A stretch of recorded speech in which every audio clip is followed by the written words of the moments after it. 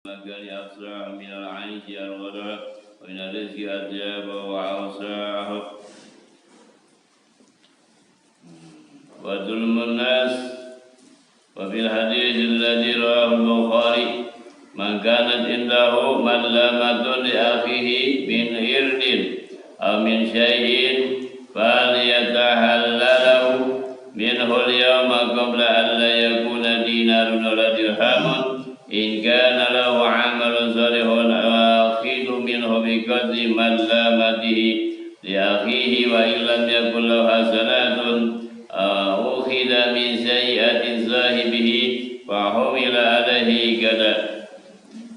Berikutnya adalah mendolimi orang lain, termasuk juga maksiat mendolimi orang lain. Dan di dalam hadis yang diriwayatkan oleh Imam Bukhari dijelaskan bahwa orang yang pernah melakukan kedoliman kepada saudaranya, baik nama baiknya, harga dia atau dari sesuatu yang lain, maka hendaklah ia meminta dibebaskan, minta keridhaan darinya sebelum tidak berguna dinar atau dirham.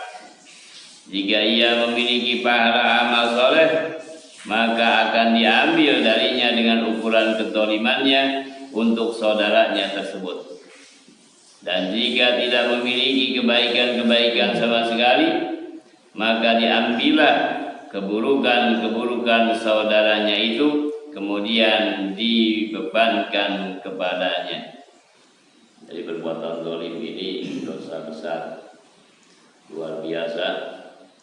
Jadi kalau kita pernah melakukan kezaliman terhadap siapapun, apalagi terhadap saudara, maka segeralah untuk minta, artinya diridhokan, diikhlaskan, minta maaf kepadanya, karena kalau tidak maka amalan soleh kita akan diberikan kepada orang yang kita zalimi tersebut.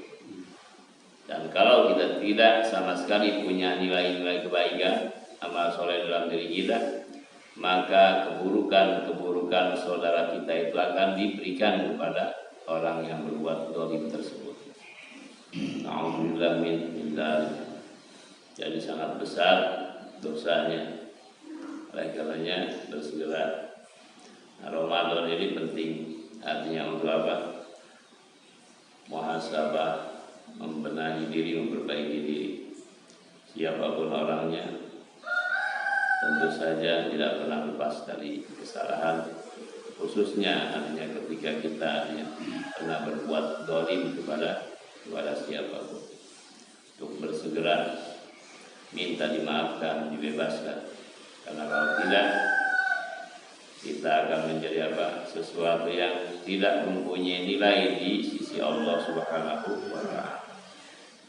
Bagaimanapun kita hebatnya, misalkan puasa, tahajud, dan lain-lain ibadah yang lain kita lakukan, tarawih kita lakukan, tapi kita berbuat sesuatu yang zalim dan menyakiti, artinya saudara kita atau siapapun saja, kalau belum minta dibebaskan, minta maaf, maka amalan-amalan kita tidak akan pernah bisa menjadi nilai di sisi Allah Subhanahu wa Ta'ala.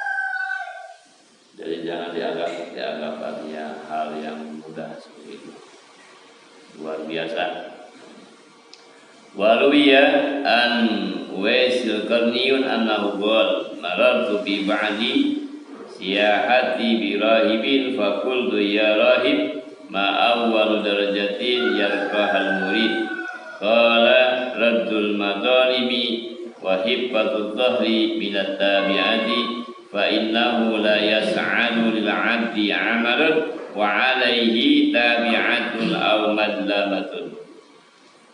Dan diriwayatkan dari Abdul Tabi'in Uwais Al-Qarani bahwasanya beliau berkata, di dalam sebagian perjalananku aku bertemu dengan seorang rahib, dan aku bertanya, wahai rahib, apakah derajat pertama bagi seorang murid agar dapat menaikinya? Kemudian sang rahib menjawab, menolak perbuatan-perbuatan zalim dan meringankan punggung beban di punggung dari hal-hal yang mengikuti yang harus dipertanggungjawabkan. Karena sungguhnya amal kebaikan seorang hamba tidak akan naik sementara ia masih memiliki beban sesuatu yang harus dipertanggungjawabkan atau sifat kezaliman. Nah, ini perjalanan daripada seorang Abdul Tabi'in Uwais Al-Qarni. Jadi luar biasa. Dari setiap perjalanannya Uwais Al-Qarni itu mendapatkan hikmah-hikmah dari setiap kisah hidupnya. Satu saat kemudian bertemu dengan seorang rahib dan kemudian bertanya, jadi apa yang bisa menaikkan derajat bagiku? Pertama, bagi seorang murid yang akan menaiki tangga derajat tersebut. Maka rahib tersebut menjawab, adalah dengan menolak perbuatan-perbuatan zalim dan meringankan punggung dari beban di punggung dari hal-hal yang mengikuti yang harus dipertanggungjawabkan. Nah, oleh karenanya sangat penting untuk melihat kembali bagaimana diri kita bisa berusaha ibadah dengan sebaik-baiknya kepada Allah Subhanahu wa taala, tetapi sementara dalam diri kita masih ada hal-hal perbuatan-perbuatan yang kemudian menjadikan saudara kita atau siapapun dia terzalimi oleh diri kita. Nah, ini akan menghambat. Artinya perjalanan derajat kita, ibadah kita sehebat apapun, serajin apapun, maka tidak akan pernah bisa bernilai naik ke hadapan Allah Subhanahu wa taala. Nah, saat ini sangat penting sekali dengan adanya hal-hal yang Allah berikan, ujian, musibah, bencana dan lain sebagainya, sungguhnya untuk melihat daripada diri kita kembali, membenahi diri kita kembali, memperbaiki diri kita kembali, mulai kembali dari titik nol. Untuk apa? Berusaha dengan sebaik-baiknya setiap amalan ibadah kita dan amalan-amalan terhadap selama hamba-hamba Allah Subhanahu wa taala.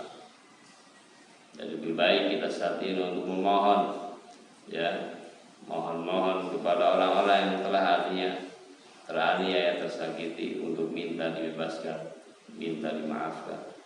Karena ini menjadi sebab walaupun ibadah kita sangat sedikit, tetapi kita artinya merasa dan sudah artinya terbebas dari dari beban tersebut, maka itu akan lebih mudah derajatnya naik kepada Allah Subhanahu wa taala.